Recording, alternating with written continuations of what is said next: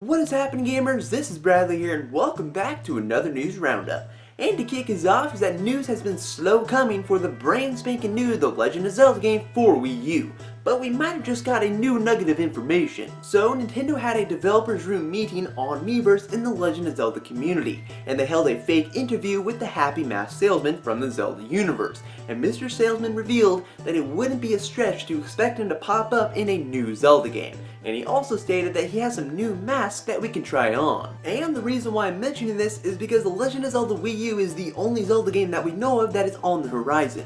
And taking into account what is said in this interview, we might be seeing the happy masked salesman appearing in Zelda Wii U. And if that turns out to be the case, maybe they'll pull a Majora's Mask and bring back the whole side questing goodness of collecting masks. That would be really cool. I'm not a Zelda timeline junkie, but another thing to note, if the happy masked salesman does appear in Zelda Wii U, it might give us an idea where in the timeline the game takes place. Since the salesman does appear in Ocarina of Time and Majora's Mask, that might mean Zelda Wii U is going to be in that timeline, maybe before Ocarina of Time, we don't know. But really, it's just a new nugget of information that can get Zelda fans speculating about Zelda Wii U before we hear more about the game at E3 2015. But I do hope they bring back the mask collecting. That would be awesome. We need some bunnyhood. And if they want, they can bring back the butthole mask too. And speaking of Zelda, is that The Legend of Zelda Majora's Mask 3D sold super well, and it actually broke a new record for the Zelda series. For the month of February, Majora's Mask 3D was the top selling game out of all platforms in the US, with it selling more than 515,000 units.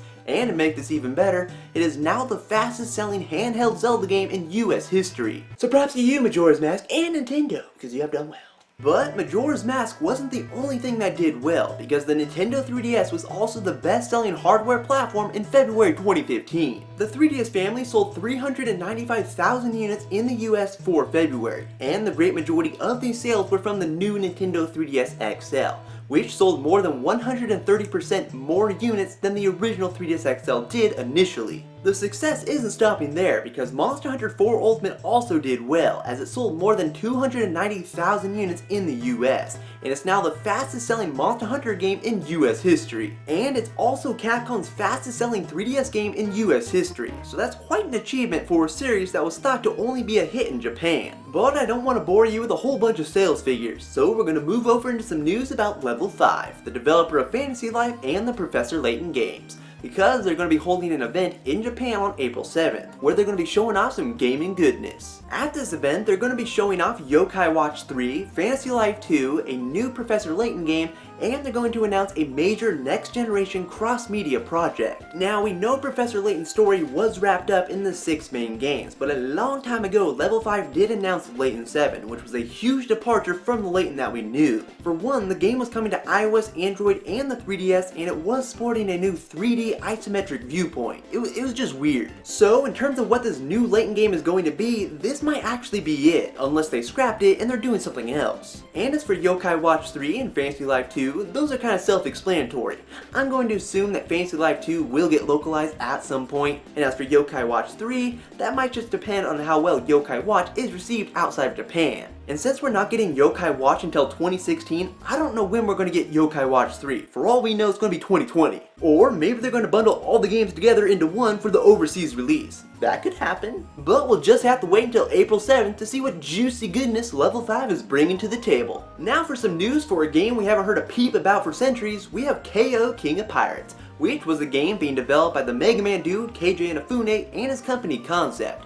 And we now know the game is dead. It's dead as a doornail. We barely knew anything about the game anyways. It was planned to be a trilogy, and it was based off of the romance of the Three Kingdoms, but Marvelous took their losses and snuffed the game out. And the reason why Marvelous decided to cancel the game is because of the sudden changes in the marketplace and other difficult situations regarding their plans they had for its mixed media development, which I guess means like a TV show and whatnot. But since Marvelous decided to cancel the game, they lost roughly $3.8 million. Inafune just can't get a game out. Every time he makes one, it gets canceled. Legends 3, anyone? And as a way to round this video off is that Human Nature Studios has stated before that they want to bring ToeJam and Earl back in the groove to all platforms, which would include the Wii U. And they have now added stretch goals for consoles on their Kickstarter campaign. The only problem is that the Wii U stretch goal is at the very bottom at $800,000. ToeJam and Earl has only raised around $278,000 and there's 13 days left on Kickstarter.